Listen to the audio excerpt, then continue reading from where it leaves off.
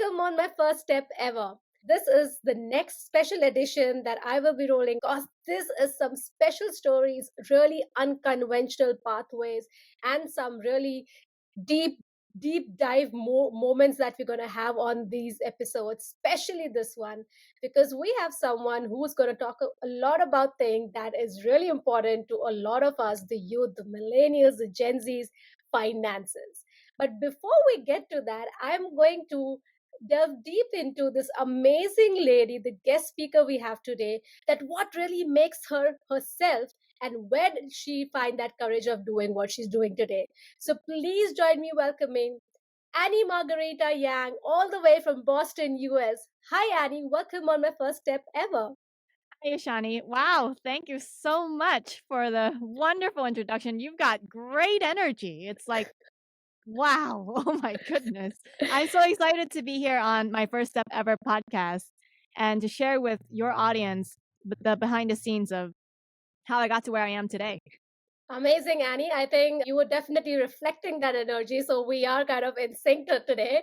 Yeah. Before I move in and start asking those really interesting questions, I like to introduce or give a bit of background about you yourself and the amazing work that you're doing at this point in time to our listeners today. So the guest speaker is a game changer for millennials, the youth, and the Gen Zs who are tired of running a never-ending financial treadmill. Now we all have been there. Some of us are still there. So Addie, and not only she is a money saving guru with over 1 million YouTube views, so do check out her YouTube channel. And she's also a written Amazon bestsellers like The 5 Day Job Search and 1001 Ways to Save Money. Wow, now who wouldn't love that? So thanks for that, Annie. Annie's not a Gen Xer or from an earlier generation. That is amazing. That's why she's a millennial who understands how crazy the job market and keeping a positive bank account status is right now. And we all know how difficult it is. So she gets it, the delayed dreams, the struggles, and the hunger for escape, but you wouldn't want to escape. And but here's the thing, Annie doesn't just talk the talk, she walks it, and we will see how. And that's why I'm excited to have her share some of the systems that she's created to make financial freedom more like an achievable goal than a realistic dream. And a little much more than that, that how did she come to this mindset that she is in today, and she's empowering and impacting the life of so many youth over there with the most important tool that we could ever think of, our finances. So, Annie, let's just dig in today. I'm so excited to kind of, get to know you a bit more about you. Let's start from the very beginning. Please take us through where were you, kind of growing up? What was the surrounding like, and what was the mindset of the people that you were growing with? Well, I'm an Asian American born and raised in Brooklyn, New York. So my parents are working class immigrants from China. Stereotypical me, I'm that straight A kid. I think I only got one B in K to 12. And when I came home with a B, my parents were like, why did you get a B? Everything else is an A. Yeah, all of the people I grew up with during my formative years were in a similar boat, I would say. Also children of immigrants, and we grew up going through like the same elementary school, middle school, and public school, and high school, because the kind of high school I had gotten into was the kind where you had to take a special test to get in. So basically, whether you got into the school I got into or not, was you just took a standardized exam, and whatever your grade was, if you passed the cutoff score, you're in. So that was basically my formative years. This is quite exciting. I think firstly I can kind of relate with that sort of growing environment, but definitely for sure. And how good is that you had all A's except one B? But I think that is so good. That just shows that how sincere, intelligent, and interested you were in academics. I do like to kind of ask something over here. While growing up, in New York and being so focused on your academics, what was something that you felt back then, now you feel was actually it was not true, for maybe about yourself, or maybe thoughts that you had about your career, or the way someone is supposed to navigate their career? Was that something that you had that point in time because of the way that you were, the people that you were surrounded with, or the standards of the society that was there? Is there something that is now was a myth back then that is broken for you personally? I was very shy. You cannot get me to speak on a podcast interview. If you said, Annie, I want to get you on podcast interview when I was 18 years old, no, no, no, no, no. I was the kind of student where I would put my head down and I would study. I would do well on the exams. I would do my homework, whatever you ask me to do, but please don't pick on me in class. I don't want to participate in class discussions. Teacher asks, does anyone have a question? I do not have a question. Wow. So I will not speak up. You will not hear me speaking up in class.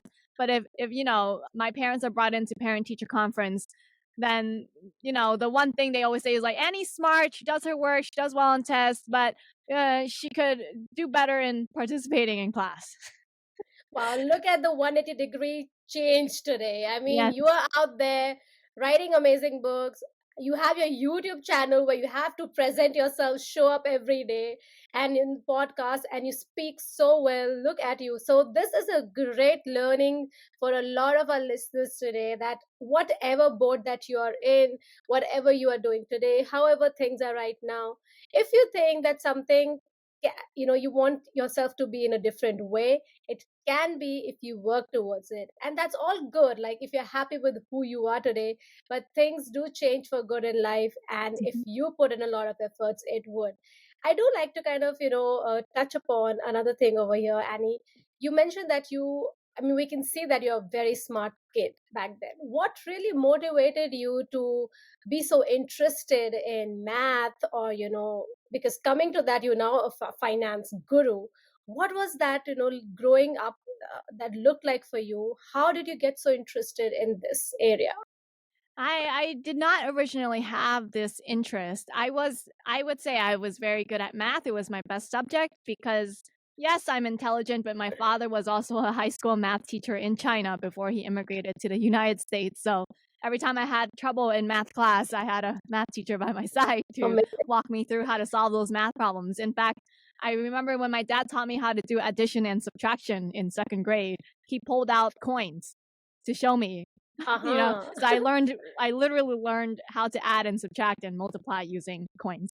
Um, but Interesting. I developed this love for personal finance after I finished high school because I didn't go straight to college.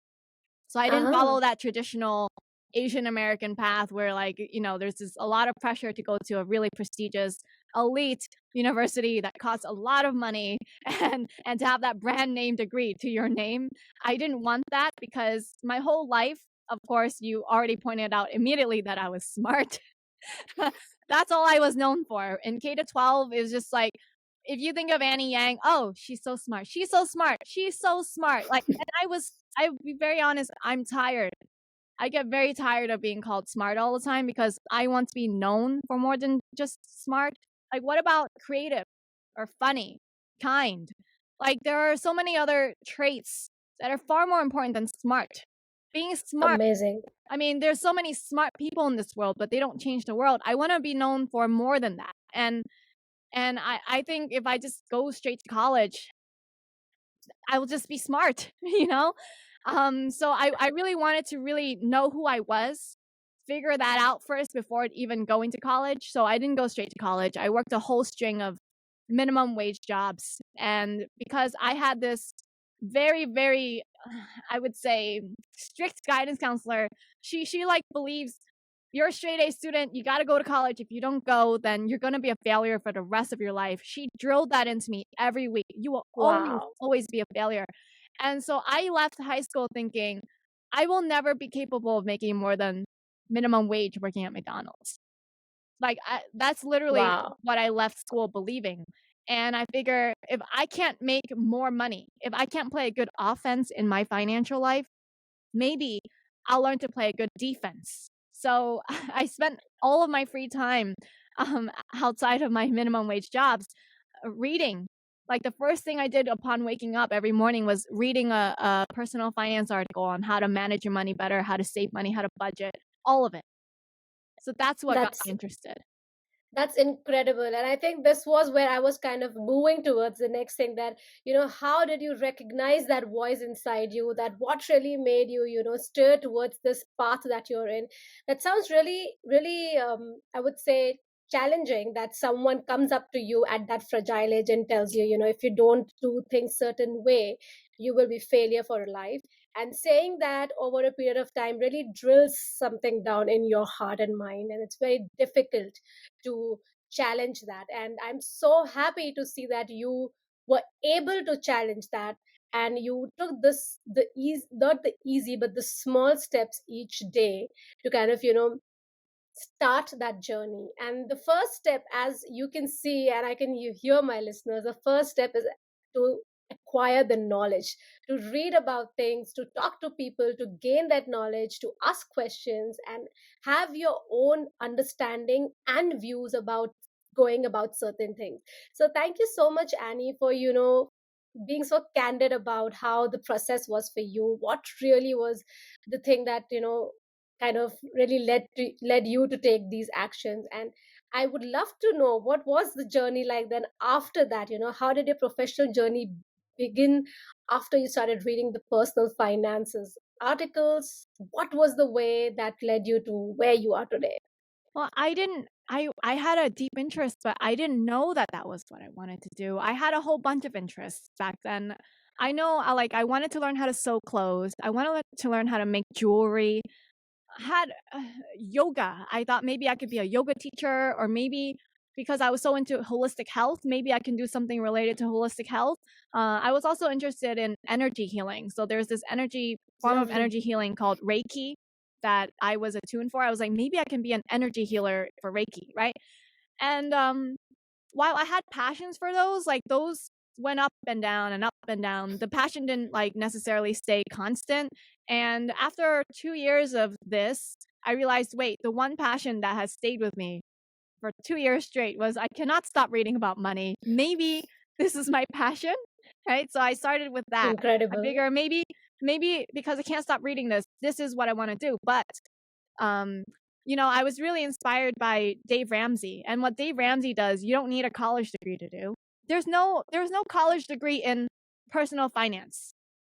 There's no Yeah. job title in teaching people personal finance. We have financial advisors, but financial advisors are people who sell you stocks or manage your portfolio. They're not actually like teaching you how to manage your money. How do I go from where I was to actually being known as someone who can teach you how to manage your money, right? I didn't know how to do that, actually. I ended up trying a whole bunch of different things just to see what stuck. And a lot of things did not stick. I tried private coaching people one-on-one.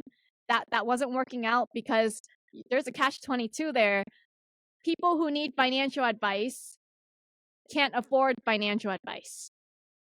People who can afford Yes. it, when they can afford it and they have money, they believe they don't need it because they It's like have a so much cycle. money. It's like, why do I need to pay a financial advisor to teach me how to manage my money, right? So the people who have the money don't see any value in paying for it as well. So I couldn't get the private coaching thing to work. Finally, I was like, you know what? I think the one thing I haven't tried is to start a YouTube channel. So that's what I gave a go at. Incredible. So there's something very beautiful that you have shared right now, Annie, and I let me take that back over here and share with our listeners if you haven't noticed. We are talking to someone who's a personal finance guru at present. But back then, when Annie started off with that, there was just a passion of gaining knowledge to help her manage her personal finances. And there was a point where she just shared with us that she did not know how to do it. So she started with having the passion, not knowing what to do, but experimenting different ways of doing it, and then finding that, oh, this did not work. This did not work for this person for this particular reason. Let me try this avenue. And now she is, we know where she is. So this is a very, very interesting and a very real scenario of how you can make to your goals. It's only by continuing, trying, believing, experimenting, failing, learning, and actually finding an avenue that works. So thank you so much, Annie, for sharing that. Being, I like to say that again, being so honest, upfront about so many things, because that really I makes don't think I'm being honest. I'm just being myself. Everyone says you're so candid and honest, but what is there to hide? I don't see. lovely, and that's what we Yeah. love about you for sure. And I think the youth who are listening to us, they are also very, very appreciative of someone who is very authentic, presents themselves, and also share something that is relatable. And I can definitely relate with you, because no one really is born or starts with knowing everything in the field that they are, expert in. Yeah. It No is a one. process. Yes, it is a process, and one has to go through it. So if you are someone who is listening to this today, and if you have a passion just like Annie figured out on the way that she might like this and she pursued it, I think this is your, time that you probably kind of sit back, reflect on it, and think that what's the next step that you can take to experiment, to see how far you can go in that. A lo- Before we move ahead, Annie, I like to kind of tap into another thing. You definitely mentioned something about people always call me smart, but hey, I'm more than that. And that is so true.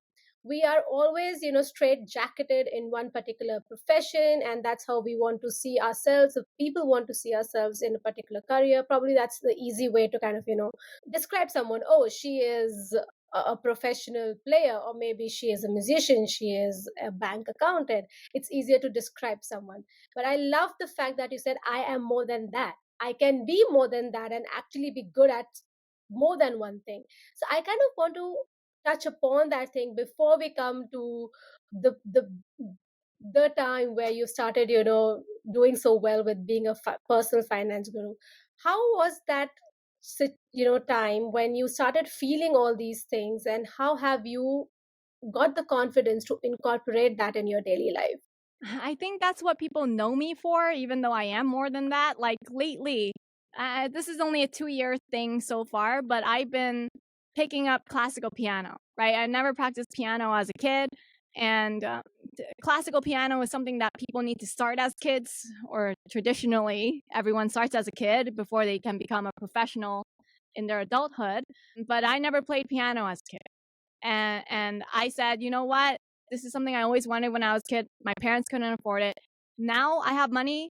I'm going to go after it. And people are telling me, you can't learn piano as an adult. It's not possible. The neural plasticity isn't there. Your fingers and the hand-eye coordination and mind-body control just isn't as good as when you're a kid, when everything you absorb is like a sponge.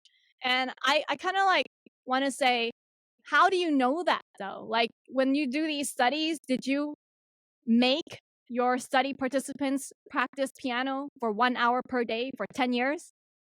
Like when they Hmm. come out with these research studies and these conclusions that they draw from their study, how did they actually conduct the study? Did they make these people watch them, hold them accountable for an hour per day for 10 years straight to see where they would end up after 10,000 hours of practice?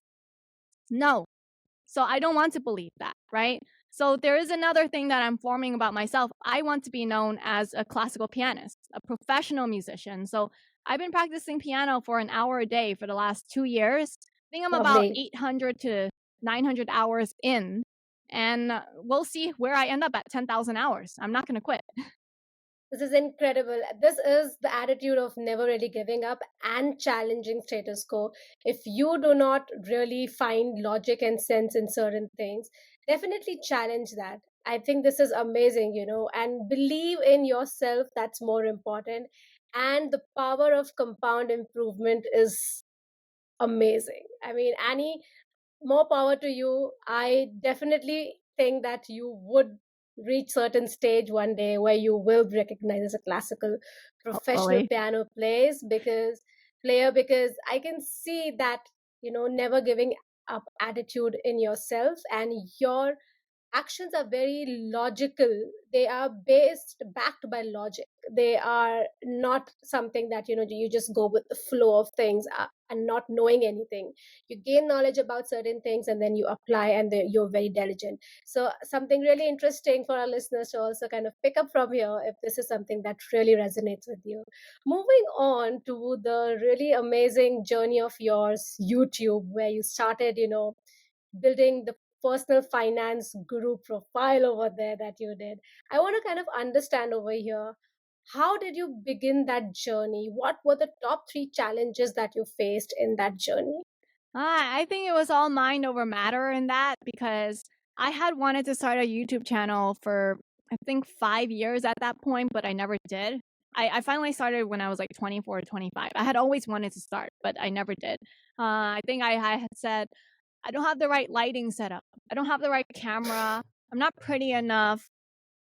I don't know how to do my makeup for the camera. Like, I had all sorts of reasons. My husband has been telling me, you've been wanting to start a YouTube channel for all these years, you never did.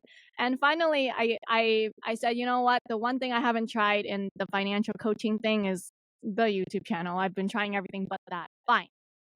If this doesn't work out, then I'll quit. That's what I told him. If I do 100 videos and this doesn't work out, then I'll finally throw in the towel. I'll accept that this is a message from God. I got to choose something else. Okay? So the first video, I just made it with my iPhone in my bedroom. And like with a really low quality microphone, and I was screaming into the video because like I had no idea, because the mic is like so close to my mouth. I don't really need to Okay. scream. I had a Yeah. public speaking background, so I was used to projecting my voice into a really large room with a large audience. So anyway, my hope with that was, again, like, this is the first step. My hope wasn't for anything to go big. My hope was just, I'm gonna make a really shitty first video, and I'll just improve from there. You can't get worse from that. I'll just make a really bad first video, and I'll look for 3 things to improve. I'll improve those 3 things for my next video, and then for the second video, I'll look for another 3 things, improve that for my third video. So I'll just keep making 3 improvements with each successive video. But the thing is, that first video that was really shitty, it went viral. Wow. Yeah, that was not like what I expected. So all of a sudden, I felt like the internet had their eyes on me, and I was like, "Oh my god, this is not what I expected." While I appreciate that I got monetized for the channel real quick, and I got this huge subscriber count, and this is like a one-hit wonder. I was never able to replicate that again. Yep. And so I said, "Okay, thank you, God. I understand that this is the right path for me because it worked out right away." Um, I don't know. That's just how it turned out. My first step. That is incredible. That is incredible. Wow, I mean, everything that you had, in your mind going through back there, that's something that goes into the mind of everyone who's going to start something new, be it whatever. We are so scared that we give ourselves multiple reasons, but I'm also happy to see that you finally let those voice, down, and then you took that step to kind of give it a go, and you had a very interesting procedure, which is that you were very realistic about how it would turn out, and also you had the procedure of taking feedback with each video and improving. So that is amazing. So thank you so much, Annie, for taking us through your journey from your childhood to your teenage to this experimental stage, and taking us especially through your attitude, the right attitude and the mindset of getting something that you want, still being yourself, as you said, very authentic. And before we wrap up, I like to, because we have you over here, it would be amazing if we can ask you the top three tips about personal finances that you would generally give to your viewers on YouTube, for our listeners over here, that what they should be doing to begin with. Yep. First thing, you got to maximize your income. I used to always say you need to save your money, but right now I think with inflation, it's not about saving money. It's more about you need to make more money. So please, guys, if you have to, get a second job, part-time job in addition to your full-time job. If you already have a part-time job, get another part-time job as well, so you have more like full-time hours in total. And the reason is because we're about to step into a really, really big economic collapse. And you don't know if the business that you're working for is going to go under. So, tip number one, secure that income. Tip number two, you need to figure out where your money is going. So, a lot of people, the problem is they make this unrealistic budget. They're not able to Mhm. follow their budget simply because they don't know what they're already spending their money on. So be in the know, be in the clear, exactly where is your money going. Find out, categorize everything that's going out, and also know exactly how much you owe. Know the balance of everything, the balance of your checking account, the balance of all your debts, so that you can come up with a plan to pay it off. Then the third thing is budget. Follow the budget that you create for yourself, but also remember, pay yourself first. Pay yourself first doesn't mean treat yourself first. Some people think pay yourself first means because you work so hard for your money, you deserve to get a manicure first thing after you get your paycheck. Actually, no, it means you need to pay yourself like you're any other bill. It means treat yourself just like you're your own rent expense or your own utility bill. Your future is a bill. So save at least 10% of your income for your future with every paycheck that you get. Wow, incredible. That is so amazing that we have all these top three tips to begin with. And one of the tips that you've mentioned, Annie, which really kind of resonates with me is the second one, which is kind of, keeping, Yeah. actually tracking where Yeah, your being money is aware. going. Yeah, People avoid because it. that's They yeah, avoid. that's one thing no one does. Because they feel like mentally, oh, I know this is my bill, this is the rent, this is the food bill, so everything else in my head, okay, yeah, this is what I am spending. But when you actually come down to writing things down, then where your money is actually going, you will be surprised with your own spending habits that you were actually not aware of. So thank you so much, Annie, for kind of wrapping this episode up with those amazing personal tips. And I like to emphasize that if you like to know more, I am very, very interested, and I'm kind of very happy that I've come across you and your amazing work. We'll be following your YouTube channel to learn more about personal finances. Usually, I ask my guest speakers to kind of, talk about a little about a book that they would like to kind of share. But I see that you yourself are the Amazon bestseller writer of the 5 Day Job Search. Is there something that you would maybe like to share about the book before we wrap up today? Yes, absolutely. A lot of what we touched today, mindset, taking the first step, having courage, the difference between courage and confidence. Because courage doesn't feel good. Okay? A lot of what I've accomplished today, it was courage. I did not have confidence. I felt scared the whole way through. People think, "Oh, people who are courageous, they're like heroes." No. I feel the fear. I take action anyway. Courage feels like my shoulders tensing up, my chest getting tight. I can't breathe. That's what courage feels like. But you know what? I'm going to take that first step anyway. So I go over more into how to take that first step, how to take that first step into becoming an expert, a leading expert with credibility and authority in your industry, so that no matter what the economic circumstances, everyone is looking to hire you. Because just because there's a recession doesn't mean that there's no jobs to go around. The jobs are still there. Work still needs to be done. Employers still need to pay people to get work done. It just simply means there's less of it to go around. So more work goes to less people and to the best people. So you want to be in that category. So that is what is in the 5 Day Job Search. And if you're interested, I have a special offer for the My First Step Ever listeners. For a limited time only, you can get a 10% off discount on a signed paperback copy of the 5 Day Job Search. Just go on AnnieYangFinancial.com, add the 5 Day Job Search to your shopping cart, and use the coupon code FIRST, spelled FIRST, for 10% off. Amazing. There you go. You have it. And that is such an amazing I think synopsis of the book, that what the book really talks about, it is very, very much needed. And we are so honored and we are so happy. I'm so grateful that you're here to tell us that way before in time so we can at least take some action. So thank you so much, Annie, for being on my first step ever, being the authentic yourself. You're so amazing. Just to kind of talk to her as a friend as well, I felt like that. And yeah, before we take a leave, I like to ask you if you could leave our listeners with a quote or a saying that you really resonate with. Yeah. Go big or go home. That's my Mic drop. motto. Go big or go home.